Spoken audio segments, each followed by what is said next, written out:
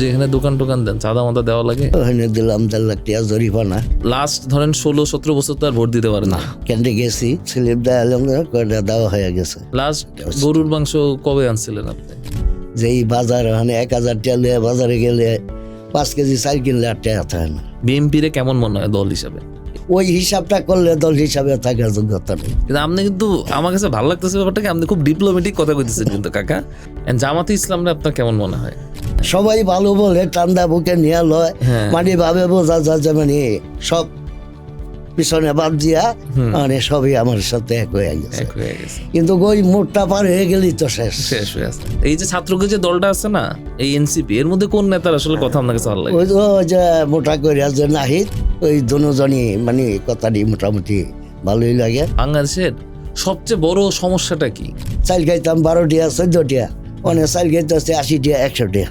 ধরেন আপনারে একদিনের লেগে বাংলাদেশের প্রধানমন্ত্রী বানায় ফেললো, আমরা বাংলাদেশের প্রধানমন্ত্রী, আপনি প্রথমে কি করতেন? আসলে ওই জায়গাটা যে ওই বসক মানে বাইরে যা বলে মানে বসার পরে কিন্তু তার হয় না আর কি। এই নির্বাচনের পরে একটা নতুন সরকার আসবে, নতুন বাংলাদেশ আসবে, আপনি আসলে এখানে একটা কেমন বাংলাদেশ চান? হ্যাঁ, আসসালামু আলাইকুম। আজকে খুব খুব খুব ইন্টারেস্টিং একটা পডকাস্ট সিরিজ আমরা শুরু করতে যাচ্ছি। আমার বারবার হয় না, আপনি পডকাস্ট মানে বুঝেন কি, যে খুব পপুলার কোনো ফেস আসবে, যার জীবন সম্বন্ধে আপনি জানতে খুব বেশি আগ্রহী, যে মানুষগুলো নর্মালি হচ্ছে আপনার কাছে সেলিব্রিটি টাইপের, আপনি ওই মানুষগুলো হতে চান, দেখতে চান। কিন্তু ওই মানুষগুলো কই থাকে? যারা আসলে আমাদের আশেপাশে থাকে, যে মানুষগুলোর অনেক কণ্ঠস্বর থাকে, ওই কণ্ঠস্বরের প্রতিধ্বনিগুলো আমরা শুনতে পারি না। ওই মানুষগুলোর অনেক কথা থাকে, এই কথাগুলো আশেপাশের মানুষগুলোর মধ্যে ছড়িয়ে ছিটিয়ে থাকে। এই কথাগুলো কিন্তু আসলে জাতীয় পর্যায়ে পৌঁছায় না। কেমন হবে বলেন তো? আপনার আশেপাশের মানুষগুলোর কথাগুলোই আপনি শুনলেন, তাদের অনেক অজানা কথা, তাদের ছোট ছোট সুখ দুঃখের ব্যথা, এই কথাগুলো আপনার সামনে আসবে আমাদের কথা এই পডকাস্টের মাধ্যমে। চলুন শুরু করা যাক। আজকের এই এপিসোডে গেস্ট হিসাবে আছে গিয়াসউদ্দিন মামা। উনি একজন চা বিক্রেতা, ওনার একটা টং দোকান আছে। আমরা অনেক ইন্টারেস্টিং কথাগুলো ওনার কাছ থেকে আমরা শুনবো। কাকা, আসসালামু আলাইকুম, কেমন আছেন কাকা? আলহামদুলিল্লাহ, ভালো আছি কাকা। আমি একটু আপনার সম্বন্ধে একটু জানতে চাই আসলে, যে আপনার বাড়ি কই কাকা? আমার দেশের বাড়ি ময়মনসিংহ। আপনি ঢাকায় কই থাকেন? ঢাকা থাকি পাউনিয়া বাজারের দক্ষিণ পাশে।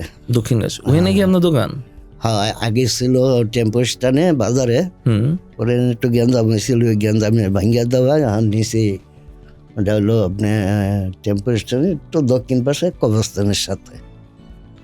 এইটাই তো মনে হয় আপনাকে খুব একটা বড় সমস্যা থাকে, তাই না? আপনাকে দোকানটা এক জায়গায় থাকে, একটা গ্যাঞ্জাম হয়, এবার ভাঙ্গা চিঙ্গা যায়, অন্য জায়গায় আসে। আগের জায়গায় যখন ছিলাম তখন মোটামুটি খুব ভালোই ছিল, তো এখন যেখানে গেছি একদম ভাঙ্গা ভালো জায়গা, তেমন বেচা কেনারও বেশি একটা সুবিধা নেই। ওটা একটা মানে কোনো বিল্ডিং থাকে, লেবার ফাংশন থাকলে ওখানে একটু চলে ভালো আর কি।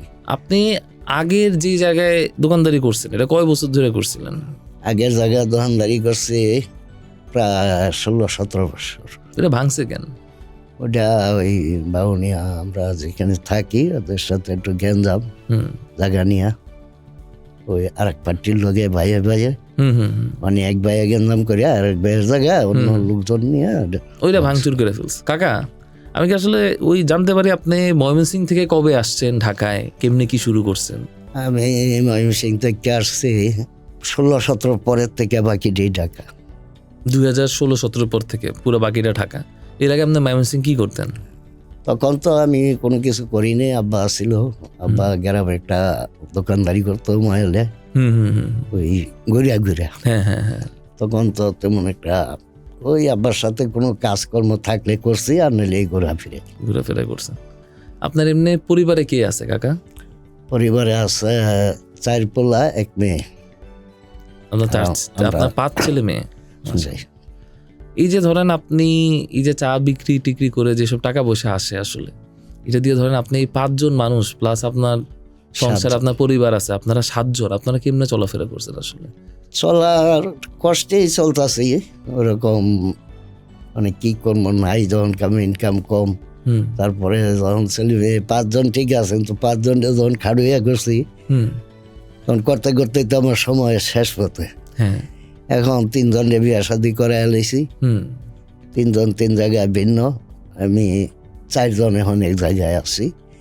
এই 4 জন নিয়ে কোনো রকম ওটা দিয়া চলতেছে। মানে কিছু খায়া কিছু না খায়া, যেখানে 12টিয়া 8টিয়া ওরকম ভাবে কষ্ট ভোগ করে আপনি আল্লাহ চালাই নিতে আছে, চলতেছে।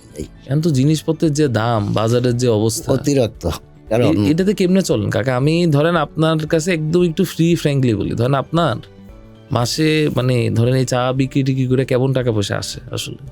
তেমন বেশি না, সর্বোচ্চ দোকানে মনে করেন যে বেচা কিনা আগের জায়গায় যা ছিল তার অর্ধেক হয়ে আছে। এখন 2 বেলা দুপুর টাইমে বন্ধ রাখি, সকাল বিকাল খুলি, 20-22 টিয়ার মতো বেচা কিনা পার ডেতে। আর ওই ছোট পোলার একটা চাকরি করে উত্তরা ইয়েতে কোরিয়ানে, ও 14-15 হাজার টাকা বেতন পায়। ওটা দিয়ে আবার মাইয়াটা একটু লেখাপড়া করতেছে এখন তরি, আর ঘর ভাড়া মিলাইয়া মানে যেখানে 10 টিয়া একটা জিনিস আনতে হয় ওটা আনতে পারি না, তার নর্মাল আনতে হয় আমার 6 টিয়া। এটাই মানে ধরেন এই যে টাকা পয়সা এগুলো দিয়ে তো ধরেন আপনার ভাড়া টাড়া এসবের মধ্যেই তো আপনার অনেক খরচ চলে যায়। খুব কষ্টে চলতেছি আর কি, আল্লাহ চালায় নিতেছে। ওই 2 জায়গা এক মানে কোনো সময় ভালো ভরা জিনিসটা মানে আমাদের খুব কমই পড়ে আর কি। এই ঈদ, রোদা, চান এইসবের সময় তো অনেক কষ্ট হয়ে যায় না কাকা? শাক সবজি এই দিয়ে আর কি দিন পার করতে হয়। কি করবো মানে 3 জন ভিন্ন, হেদের সংসার তো হারে এখন চালা কঠিন কষ্ট। মানে আমার ওই 3 জন যারা আছে ওরা তো মোটামুটি আপনাদের তেমন খোঁজ খবর না তেমন একটা রাখতে পারে না। বড় ওজনের 2 মেয়ে, 1 মেয়ে 1 পোলা, আবার মাঝার ওজনের 1 পোলা 1 মেয়া, ছোট ওজনের 1 পোলা। ওদেরটাই আরো বরঞ্চ আমার 2টিয়া থাকলে 1টিয়া এদেরকে আরো দিতে হয় না। এই আর আপনার পোলা মায়ের পড়ালেখা আপনি করাইতে পারছেন? আপনি যে একজন বললেন পড়ালেখা করে, আপনার 5 ছেলে মেয়ের মধ্যে কয়জন মোটামুটি পড়ালেখা? মোটামুটি 5 জনের চেষ্টা করছি, তবে 3 জনের বড় জন হইল নন মেট্রিক পর্যন্ত পড়ছে। হ্যাঁ, আর এখন মাইয়া ছোট পোলাটা তারা ইন্টার পাস করছিল। ইন্টার পাস করে যেমন পোলা আর যায় নাই, আমি আর দিই কোলাইতারি না। মায়াটা যেমন এখন তরি আছে যে কলেজটার নাম জানি না আমি সঠিক, এখানে এই যে হাউস বিল্ডিং এর সাথে ওই কলেজে পড়তেছে। আমি না আসলে তো কাকা তো অবাক হয়ে যেতেছে আসলে। ধরেন আপনার মানে আপনি যতটুকু ইনকাম করতেছেন এর দিয়ে আপনি 5 ছেলে মেয়ের পড়ালেখাও করাইছেন, ওদের খাওয়া খরচ চিকিৎসা সবকিছু করছেন। এটা কেমনে করছেন? এটা তো আল্লাহর নিয়ামত না ছাড়া তো পসিবল তো আর কি। এখন আবার মায়াটা একটু একটা কাজ করে ওই কম্পিউটারের, ওই রাজলক্ষ্মীর সাথে নেই। হ্যাটটা যেমন এখন একটু মোটামুটি আমার কমই দেওয়া লাগে, ওই হ্যাটটা দেয় আর খরচ। আপনার কাছে মনে হয় না ধরেন আপনার থাকে না আপনার পোলা মেয়ে নিয়ে আপনার একটা স্বপ্ন থাকবো যে আমি চাইছিলাম যে ওরা এরকম হইতো এটা হইতো? আপনার স্বপ্ন কি ছিল আসলে? স্বপ্ন ছিল কিন্তু জোটাইতে পারি না, তো কি করবো। একা কাজকর্ম কইরা যেই বাজার ওখানে 1000 টাকা লিয়ে বাজারে গেলে 5 কেজি চাল কিনলে 8 টাকা থাকে না। মাছের কাছে যাইবেন 1 কেজি মাছের দাম 400 টাকা। হ্যাঁ, তখন ওই মাছের কাছে তো আর বিরতে পারি না, বাধ্য হয়ে 100-150 টাকা দিয়া বা অন্য কোনো মাছ টাছ বা শাক সবজি ডাল আলু লইয়া বাসায়। মাংস টাংস খাওয়া পরে কম না? মাংস তো হ্যাঁ কমই, ওই তখন বেশি একটা হয় তখন ওই ব্রয়লার টয়লার আছে ওটা একটু ধরেন 200-250 টাকা মিলে একটা আনা যায়। আর গরুর কাছে গেলে তো 1 কেজি লইলে 800 750, তখন ওইটা একটু কমিয়ে আনতে পারি আর কি। লাস্ট গরুর মাংস কবে আনছিলেন আপনি? মনে হয় যে প্রায় 1 মাসের বেশি হয়েছে, কম হয় না আর কি ওই সময়। এটাতে আসলে সত্যি কথা আর কি। তো আপনাদের ধরেন এই যে অসুখ বিসুখ এসবের সময় এমনি এগুলাতে সামাল দেন কেমনে কাকা? মানে কি করবো, একমাত্র আল্লাহ সামাল দিতেছে, আমি নিজেও কইতে পারবো না কেমনে যে চলতেছি, দিন যাইতেছে। এই ধরেন এই যে রোগ শোক হইলে তো আপনাদের হসপিটালে যাওয়া লাগে। আপনার কোন হসপিটাল গুলোতে যান? সরকারি হসপিটাল গুলোতে যান না বেসরকারি গুলোতে যান? মাঝখানে 15 দিন রাখে আইছি একদম কর্মীটলা ওখানে রাখার পরও বাহির থেকে ওষুধ কিনতে হয়েছে। তখন ওই ডাক্তার একটা খরচ টরচ আছে তাই তো?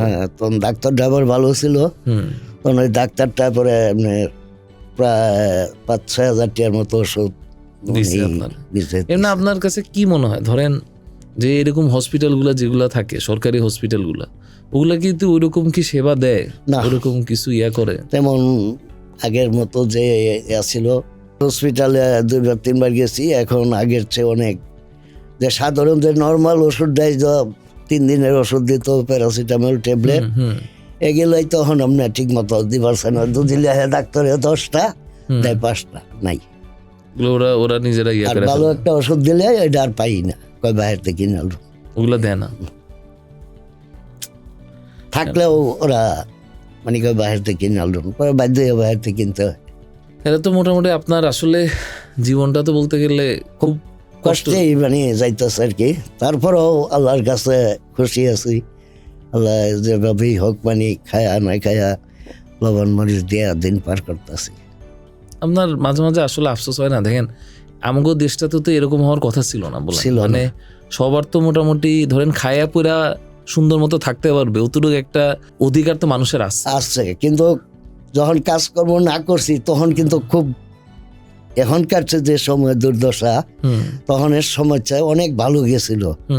মা বাপে যে যাই কিছু করছে, খাওয়াইছে, এখনকার মানে এর চেয়ে ভালো ভালো মাছি, তখন কিন্তু এত হাহাকার ছিল না। কিন্তু এখন আয়া গিয়া কারণ জিনিসপত্রের দাম বাড়তেছে। আপনার বাপ মার মধ্যে অনেক ছোটবেলায় তখন ছিল, আস্তে আস্তে তো এই তখন ঢাকা আসি নাই, দেশের বাড়িতে। তা আপনার কাছে কি মনে হয়েছে বলেন, যে ঢাকায় আসলে থাকাটা বেশি কষ্টের ছিল নাকি বাড়িতে থাকাটা আরামের ছিল? বাড়ির যখন ছিলাম ওই সময়টা ভালোই ছিলাম, কারণ ঢাকা আসার পরেও কিছুদিন ভালোই ছিলাম। এখন ধরুন এই ফুলান তৈরি হইয়া ইয়াতে হইয়া এখন গিয়া মানে একটু ছেলে মেয়ে নেওয়া কষ্ট হয়ে গেছে। আবার মাঝখানে একটা গাড়ি, ছোট বলে গাড়ি চালে তো অটো, চোখে একটু সমস্যা, অটোটা আবার চুরে নিল, ওখানে দিলাম 1.5 লাখ টাকা জরিমানা।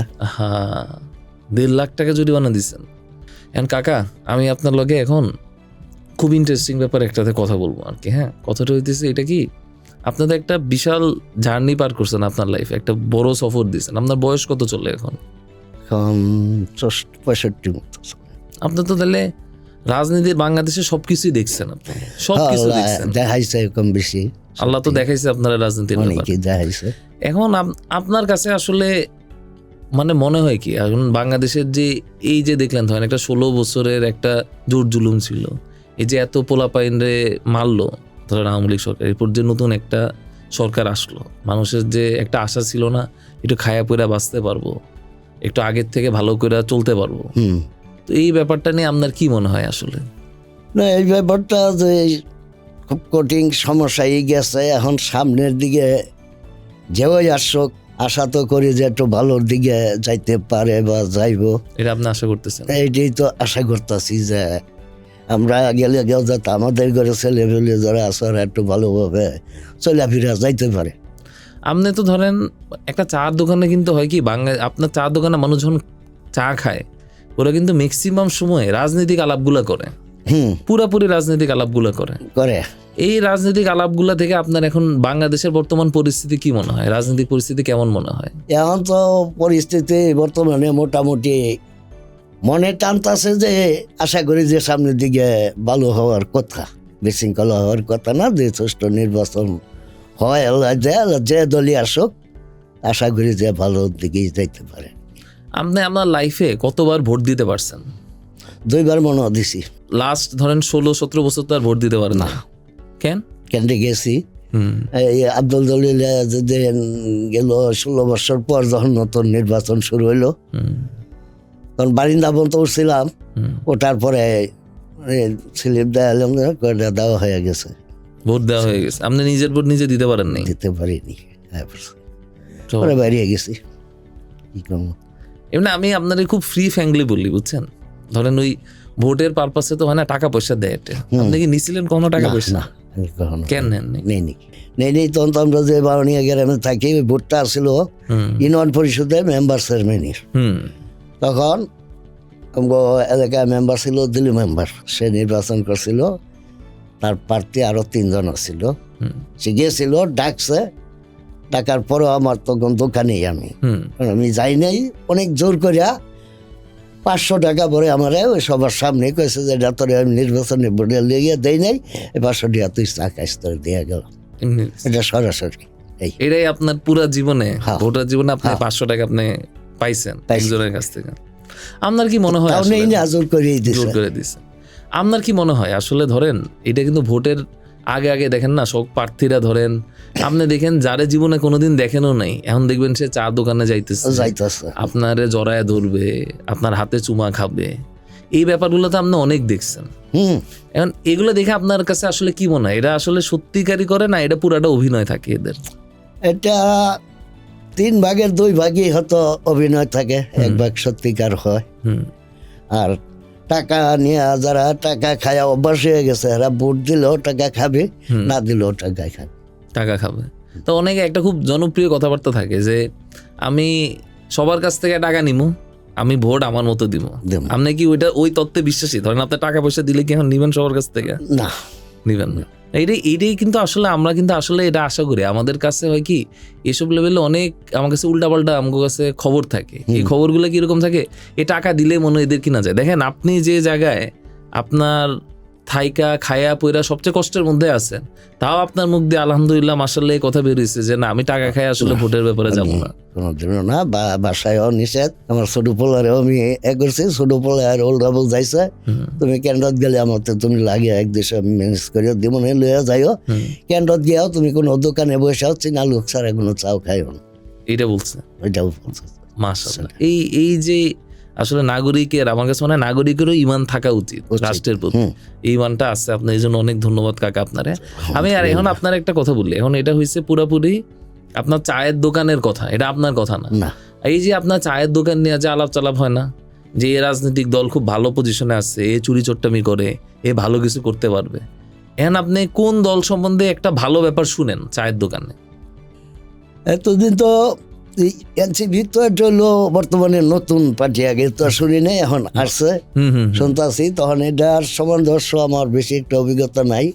তো দল তো ছিল 2টাই, বিএনপি, আওয়ামী লীগ। কারণ আওয়ামী লীগ তো আর সামনে নাই, পিছনে দাঁড়াইলো জামাত।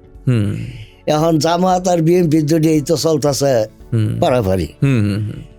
এখন তাও জামাতে এখন আবার একটু হালকা দম ধরে গেছে। ওই তারেক জিয়া বললো হাওয়াতে জানি কেমন একটা একটু এলো মানে তারেক জিয়া আসার পর আপনার কাছে মনে হইতেছে যে আসলে চায়ের দোকানে আসলে জামাতের দমটা কমে গেছে, তাই তো? এখন বিএনপির দম একটু বাড়ছে এরকম, এটা আপনার কাছে মনে হইলো? আচ্ছা। আর তাছাড়া আমি আপনারে এখন কয়েকটা কোশ্চেন করবো। কয়েকটা কোশ্চেন মানে হইতেছে ধরেন এক একটা রাজনৈতিক দলের আপনারা নাম কমু, আপনার একদম ভিতরের কথা কইবেন, একদম সাহসের সাথে কথা কইবেন, কাউরে গণার কিছু নেই। আপনি দেশের নাগরিক, আপনার ওই নাগরিক একটা মর্যাদা, একটা যোগ্যতা আছে, আপনার কাউরে গুনার টাইম নেই। আপনি কারো টাকা খান না, পড়েন না, আপনি নিজে আপনার মাথার ঘাম পায়ে ফেলায়া আপনি কি করতেছেন, আপনার পরিবার চালাইতেছেন। আপনার আমি কতগুলো রাজনৈতিক দলের নাম বলবো, আপনি এগো সম্বন্ধে আপনার যে ধারণা এগুলো কইবেন। ধরেন আমি ফার্স্টে আপনাকে কইলাম হইতেছে বিএনপি রে কেমন মনে হয় দল হিসাবে, খুব সংক্ষেপে কোন কেমন মনে হয়? বিএনপি তো একবারই পাইছিলাম ক্ষমতায়, আপনার বয়স অনুসারে তো কয়েকবার পাওয়ার কথা।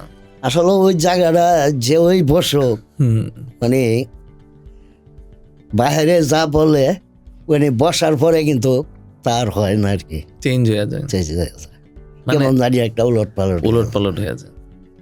কিন্তু আপনি কিন্তু আমার কাছে ভালো লাগতেছে ব্যাপারটা কি, আপনি খুব ডিপ্লোমেটিক কথা কইতেছেন কিন্তু কাকা। তো আপনার আমাদের ডিরেক্টলি কোন যে ওগুলো ধরেন আপনি এটা করলে কইতেই পারেন যে না ওরা আসলে এই জিনিসটা ওকে ভালো লাগে না, কোন জিনিসটা ভালো লাগে না ওগো?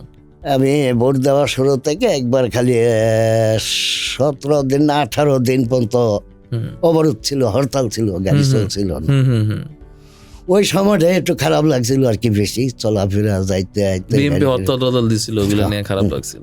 আর ওরা যখন সরকারে ছিল তখন কোন জিনিস? তখন সরকারি ছিল, তখনও এদের দ্বারা অন্তকে আমাদের কোনো ক্ষয়ক্ষতি বা খারাপ দৃশ্য কিছু হয়নি, পাইনি, কিছু হয়নি।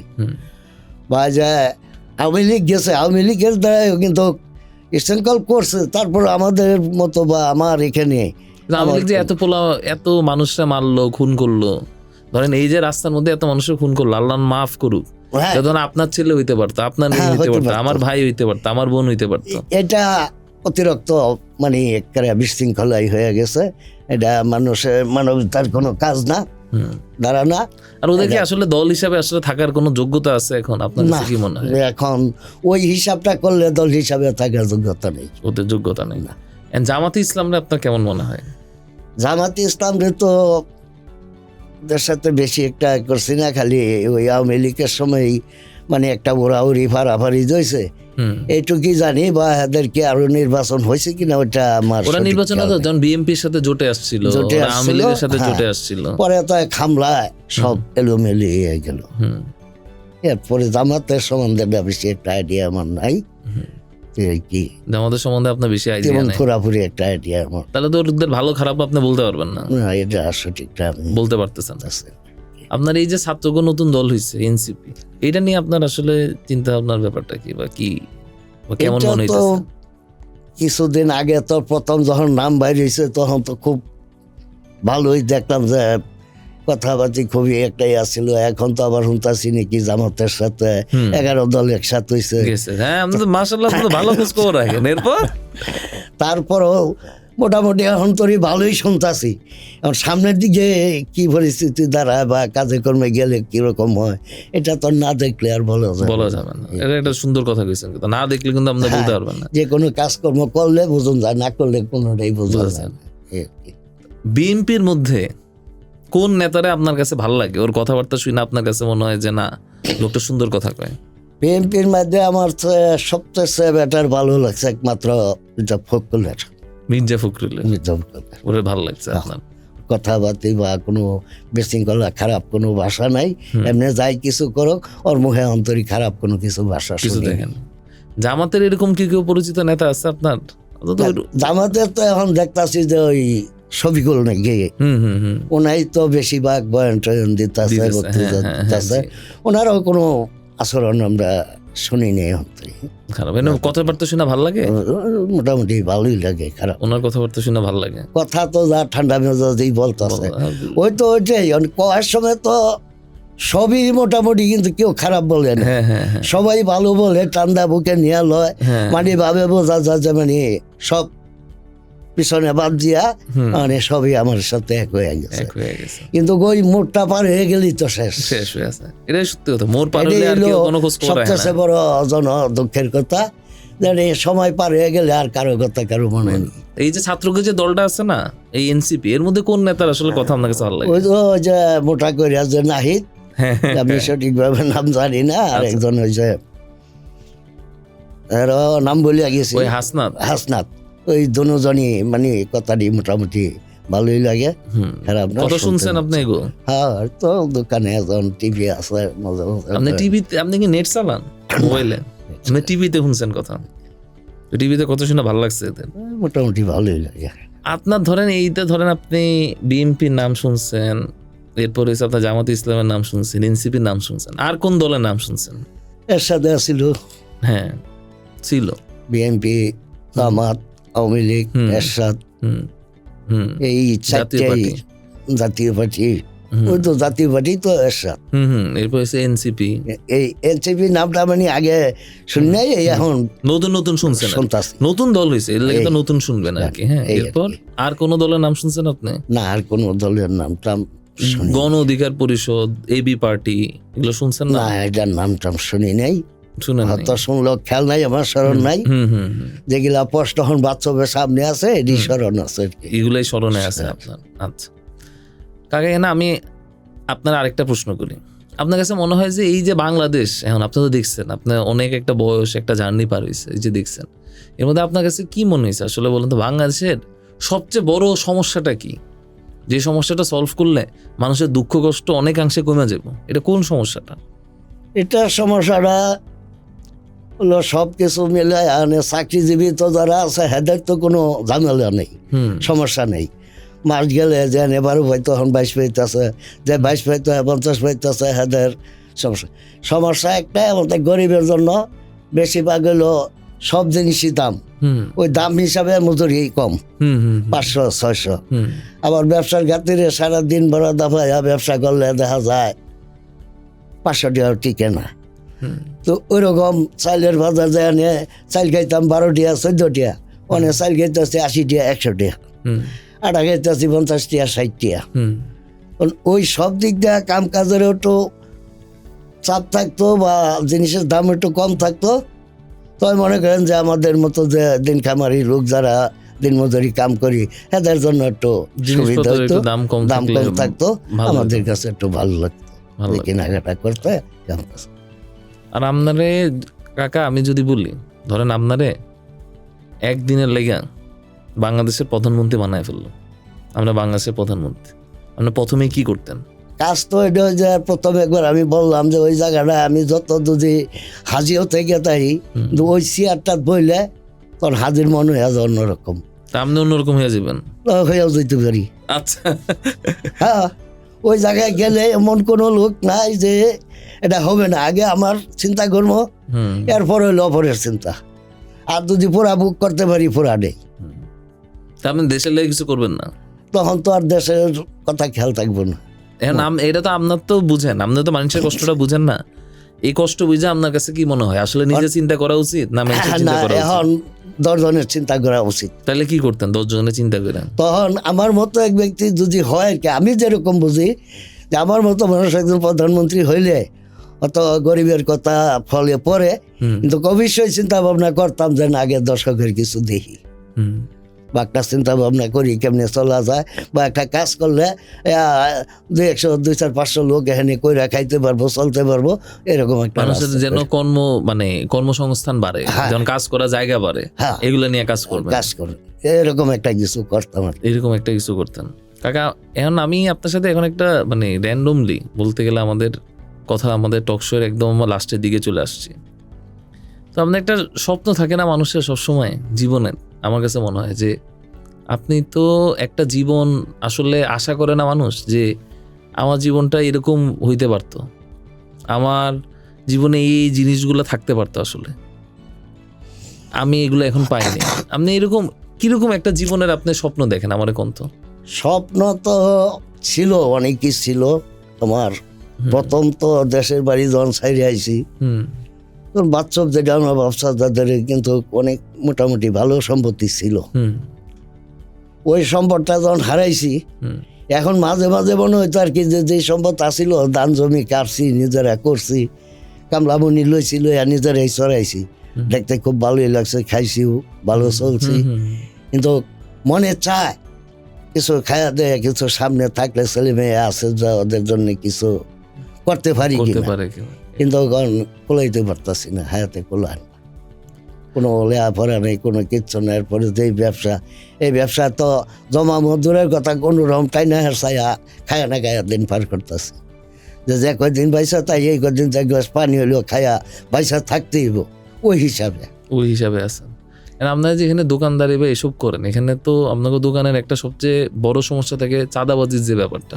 আপনি কি আপনার যেখানে দোকান টোকান দেন চাঁদা মাদা দেওয়া লাগে? না, এখানে কোনো চাঁদা এখানে দেওয়া লাগতেছে না? দেওয়ার মাঝে দেই ওই নাইট গার্ডের বিল দেই 100 টাকা, আর এমনি ওই দোকান ওই জায়গাটা একটু ভালো না, চাঁদা মাদা দেওয়া লাগতেছে না? আমি বাউনিয়া 17-18 বছরের ভিতরে আজ পর্যন্ত আল্লাহর রহমত 50টা হয়ে গেছিল আমার থেকে, কেউ চাইও নাই, আমি দেই নাই। আপনার লগে অনেক ভালো জিনিস হয়েছে, মানে আমাদের এই বাজারে আর কি এরকম কোনো কিছু ঢোকে নেই। হয়েছে ডাইনে বামে, যেমন মানিক দিয়ে বালুঘাটে সব বাজারে হয়েছে এগুলো, কিন্তু বাউনিয়া বাজারে ওইদিকে হয় নাই। একদম আপনার লগে আমার লাস্ট প্রশ্ন, একদম লাস্ট, যে ধরেন বাংলাদেশে যে নির্বাচন আসতেছে, এই নির্বাচনের পরে একটা নতুন সরকার আসবে, নতুন বাংলাদেশ আসবে, আপনি আসলে এখানে একটা কেমন বাংলাদেশ চান? এখানে তো চাই যাতে একটা নির্বাচনের পরে দিয়া ভালো সুষ্ঠ একটা নির্বাচন হইলে, একটা সরকার আইলে যাতে আমরা একটু স্বাধীনভাবে ভালোভাবে চলতে পারি, ব্যবসা বাণিজ্যতে একটু সুযোগ সুবিধা হয়, বা জিনিসের দাম দরটা একটু কমলে যেদিকেই যাই যাতে একটু আরাম পাই, চলাফেরা কৃষির যাক আর যাই হোক। মানে যেমন এখন বর্তমানে একটা জিনিস এই চার দোকানেরই 480 টাকা কেজি কাতি চায়ের, একটা দুধ 50 টাকা, দুধ অনান্তাছি 100 টাকা, চিনি 70 টাকা কেজি, চিনি অন কিন্তু আছে 105 টাকা। তো ওরকম যদি ওই জিনিসটাতে কিছু কমে গিয়া 60 টাকা 70 টাকা, বা চাইলে কেজি 40 টাকা 45 টাকা, বা যে কোনো মাংসর জিনিস বা গরু মাংস এগুলো যেন দেখলে দাম কম থাকে। হ্যাঁ, যেমন 750 আছে বা এর ভিতরে না গিয়া 500 550 এরকম থাকলে তা আমাদের মতো গরিবরা মোটামুটি একটা কাজকর্ম মানে করে আপনার ধরেন সামনের সরকারের কাছে এটা আপনার একটা ইচ্ছা যেন বাংলাদেশের মানুষ একটু খায়া পড়ে বেঁচে থাকতে বাচ্চা পারে। থাকতে পারে। এই ঠিক আছে বাকি কাকা, জীবনটা আপনারে অনেক অনেক বাঁচতে ধন্যবাদ। ধন্যবাদ। আপনি আমাদের এখানে একটা সময় দিচ্ছেন কাকা। আমি আপনার দীর্ঘায়ু কামনা করতেছি, আপনি যেন সুস্থতার সাথে থাকেন। আর আমি অনেক অনেক দোয়া করতেছি যেন আপনি আসলে যেই আশাটা ব্যক্ত করেন, চান যে আপনি একটু চারটা খাইয়ে পরে আসলে পরিবার নিয়ে সুখে শান্তিতে থাকতে পারুক। বাংলাদেশের নির্বাচনটার পরে যেন এরকম একটা স্থিতিশীলতা একটা আসে। জিনিস সৃষ্টি হয় যাতে সবার কাছে একটা ভালো লাগে, সবাইকে নিয়ে আবার চলে ফিরে একটা শান্তি পাই, আরাম পাই, বাকি জীবনটা শেষ এভাবে যাইতে পারি। ধন্যবাদ কাকা আপনার। হ্যাঁ, আসসালামু আলাইকুম। সবাইকে অনেক অনেক ধন্যবাদ এই পডকাস্টটাতে আমাদের সাথে থাকার জন্য। এরকম করেই সমাজের বিভিন্ন পেশার শ্রেণীর মানুষের সাথে আমরা কথা বলবো, আমরা তাদের কথাগুলো শুনবো, আমরা তাদের কষ্টের কথাগুলো শুনবো, আগামীর বাংলাদেশের প্রতি তাদের প্রত্যাশার কথাগুলো শুনবো। এইসব পডকাস্টগুলো শোনার জন্য আমাদের সাথেই কানেক্টেড থাকুন আমাদের কথার সাথে।